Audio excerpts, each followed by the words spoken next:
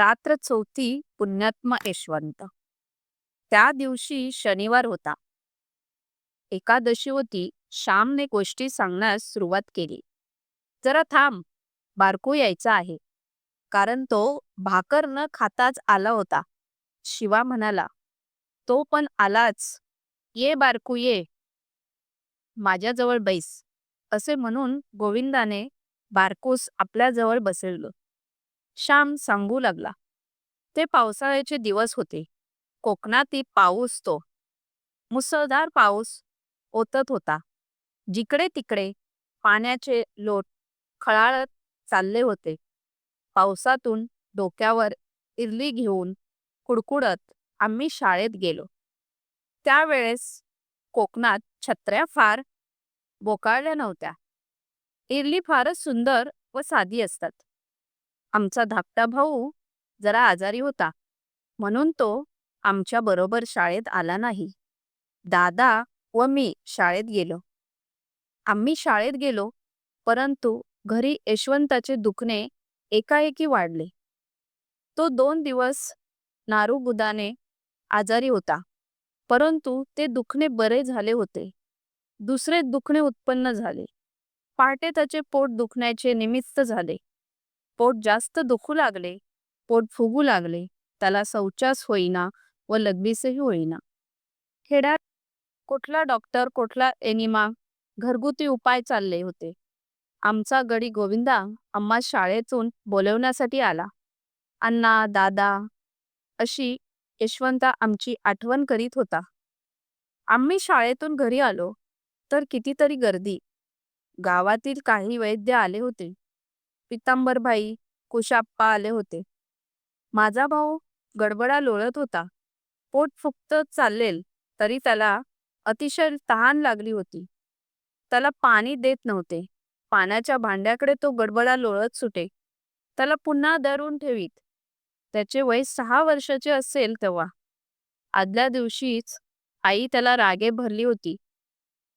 अंगणात चण्याची डाळ वाळत घातली होती.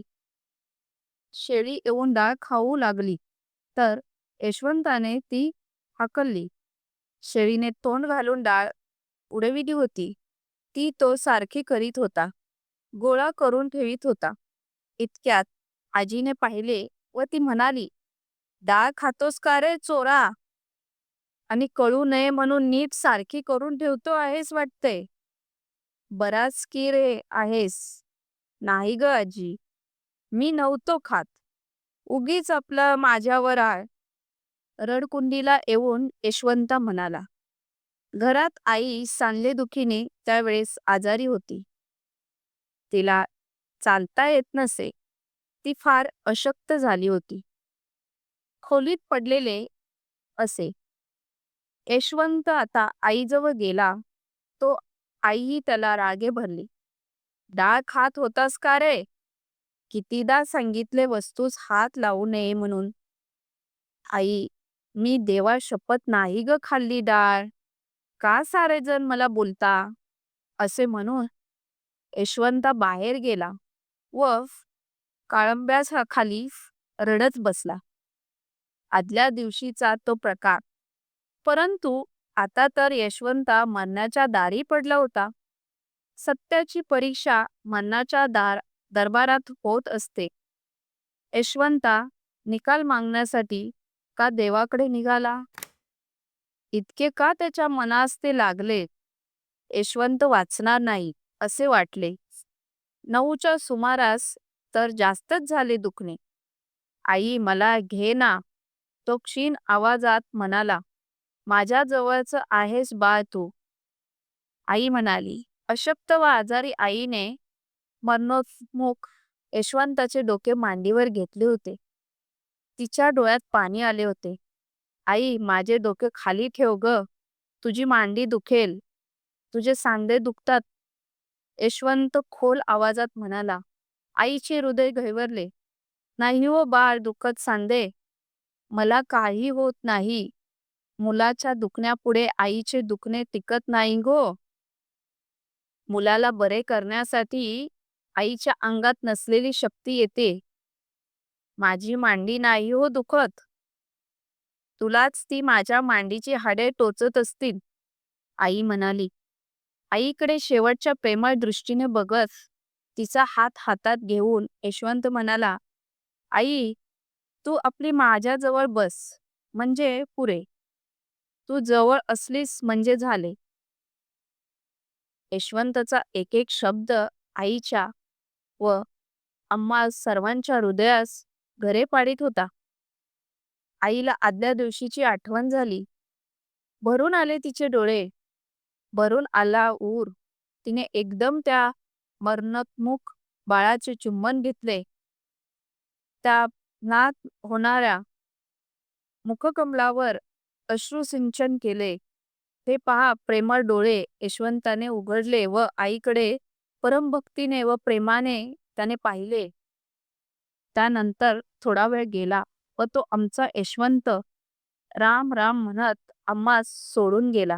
आई नेहमी म्हणायची, यशवंत पुण्यात्मा होता, म्हणून तो एकादशीच्या दिवशी देवाकडे गेला. लहानपणी आम्ही आकाशाकडे पाहत असू व तो तारा यशवंतचा असेल असे एकमेकास दाखवून म्हणत असू. पुण्यात्म्याचे आकाशात तारे होतात, असे वडील आम्हास सांगत. आम्हालाही ते खरे वाटे.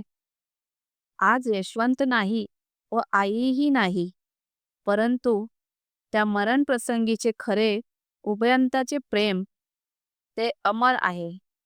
असा थोर भाऊ व अशी थोर माता मला मिळाली होती.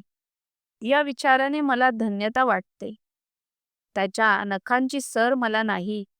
मी पामर किडा, परंतु माझ्यातही काही चांगुलपणा, काही प्रेम असले तर त्याचे श्रेय त्या मातृनिष्ठ भावास व मुलांच्या शिलास जपणाऱ्या त्या थोर मातेस आहे.